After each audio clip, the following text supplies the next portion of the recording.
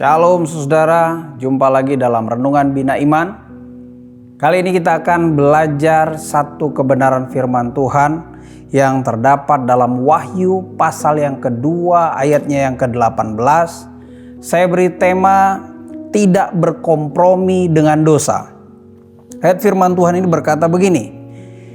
Dan tuliskanlah kepada malaikat jemaat di Tiatira. Inilah firman anak Allah yang matanya bagaikan nyala api dan kakinya bagaikan tembaga. Firman Tuhan ini ditujukan kepada jemaat Tiatira, satu jemaat yang pada umumnya masyarakatnya adalah memproduksi kain berwarna dan pengrajin kuningan. Dan setiap mereka yang ingin berdagang atau menjual hasil produksinya, mereka harus bergabung dalam kelompok-kelompok dagang. Kelompok-kelompok dagang ini syarat dengan kegiatan penyembahan berhala dan perjinahan. Jadi setiap mereka yang ikut dalam kelompok dagang, mereka harus selalu melihat orang-orang yang melakukan kedua dosa tadi, penyembahan berhala dan juga perjinahan. Dari hal ini kita belajar satu hal. Yang pertama kita lihat adalah bahwa ada pengaruh dari lingkungan yang buruk yang menarik kita menjauh dari Tuhan. Kita semua para pendengar yang menyaksikan Renungan Bina Iman ini, kita perlu memperhatikan lingkungan kita. Jangan sampai lingkungan itu membawa kita menjauh dari Tuhan. Jemaat di Tiatira ini ada di lingkungan para penyembah berhala. Mereka masih bekerja sama dengan para penyembah berhala. Bahkan dikatakan di ayat-ayat selanjutnya, mereka ikut makan persembahan-persembahan berhala. Tidak masalah soal makannya, tapi soal mereka melakukan persahabatan yang dekat.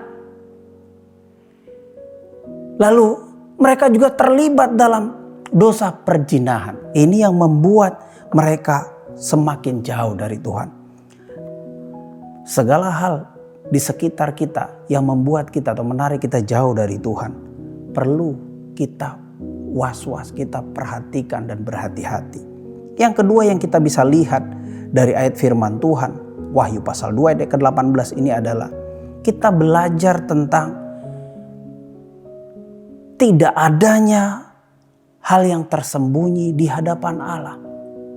Tadi dikatakan bahwa mata Allah itu seperti nyala api.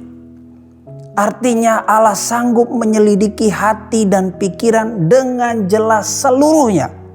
Artinya Allah tidak ada sesuatu pun bagi Allah yang tersembunyi.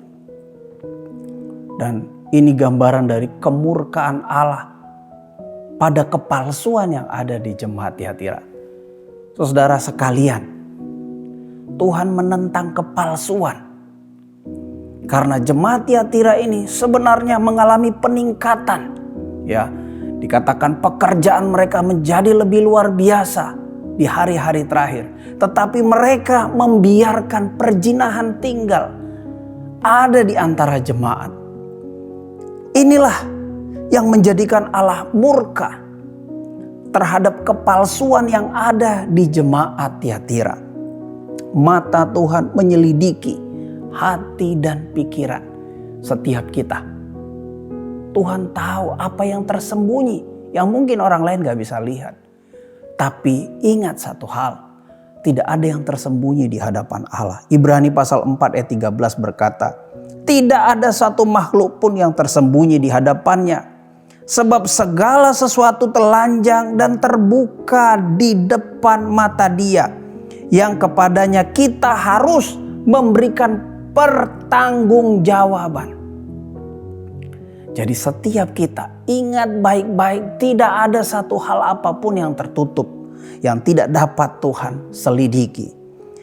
Di ayat 23b pada pasal 2 Wahyu ini Di sana dikatakan, akulah yang menguji batin dan hati orang, dan bahwa aku akan membalaskan kepada kamu setiap orang menurut perbuatannya.